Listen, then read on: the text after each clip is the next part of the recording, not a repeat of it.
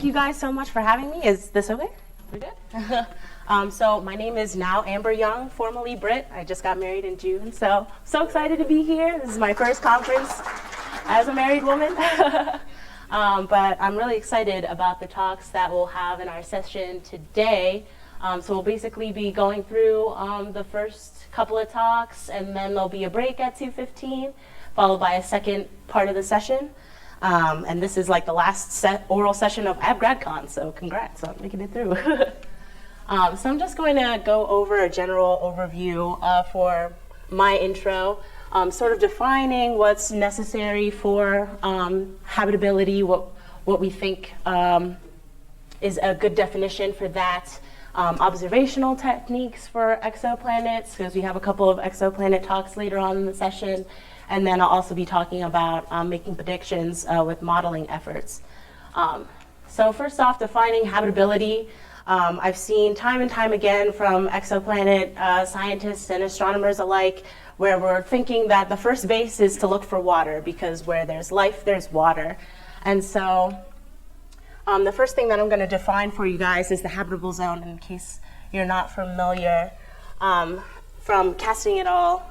2014, or sort of defining these regions of a habitable zone, where you're at the particular distance from a host star such that liquid water can exist on the surface. So if you see for a sun-like star, Earth is located right in that Goldilocks zone. We're habitable, but conversely, if you're looking at like a smaller star, like an M dwarf, then the habitable zone's located closer in because you have a cooler star. That's that. And I feel like one of the biggest genres of this session is sort of understanding like the relationship between the host star and the planet, because they don't exist in isolation from each other. They are affected by each other. And so in order to understand habitability in the fullest context, we need to understand both the star and the host planet.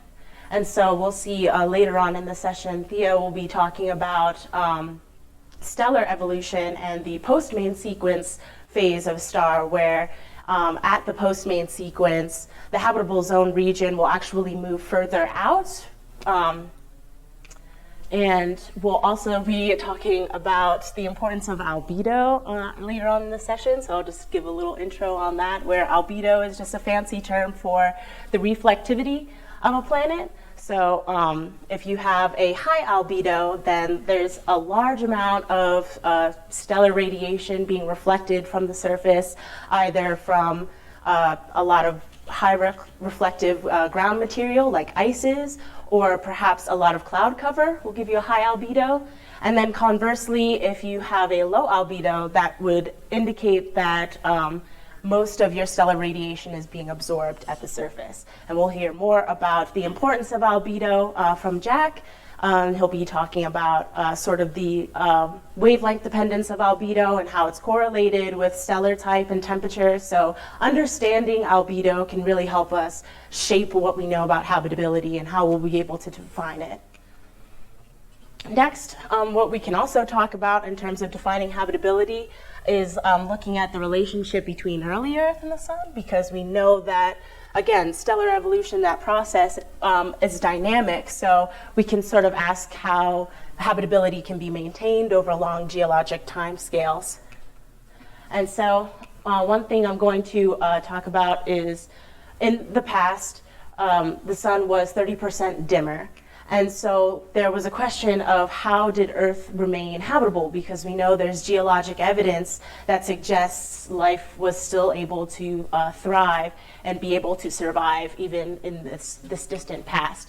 And this is something called the faint young sun paradox. So I'm sort of giving an overview of that because we'll have a talk by Julia later on about solving the faint young sun paradox. And I don't want to give away too many spoilers, but the overview answer is the greenhouse effect, where you have atmospheric constituents that are able to trap the heat and stellar radiation such that it can warm the planet and keep it at temperatures that are habitable and hospitable for life. And not only that, we can also look at environments that are in our own solar neighborhood, our own solar backyard, in terms of Martian habitability. We know early Mars was warm, was wet, and so we'll have a talk by Natsumi actually next about Gale Crater, its early habitability, and groundwater upwelling.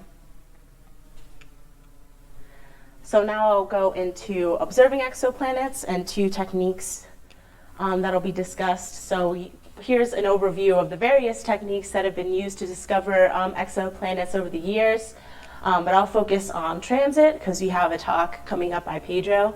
We'll be talking about Kepler, and Kepler mostly uses transit method to detect and discover exoplanets.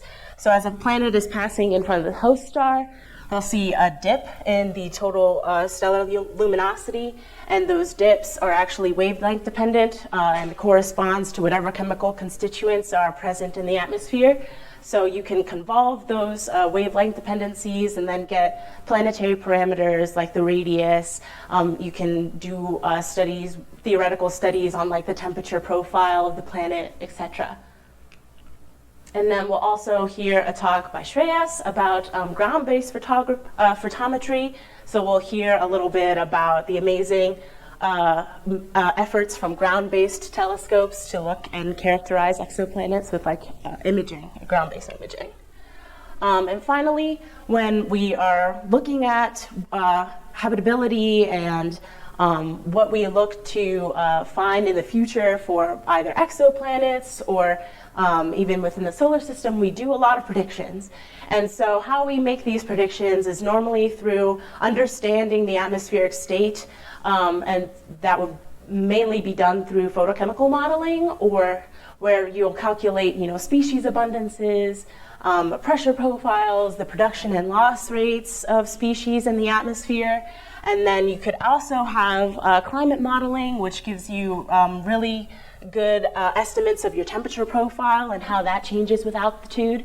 And then if you want to get fancy about it, you couple them both together so that you can get accurate temperature profiles and the species abundances, understanding the photochemistry and the climate component.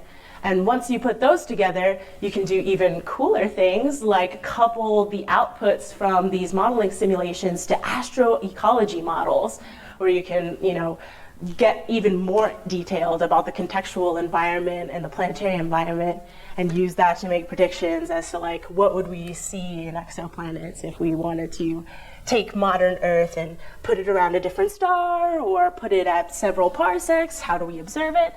That sort of stuff is all done through the modeling aspect. So with that, I'm going to hand it off to Natsumi, who's going to talk about Mars. Thank you very much.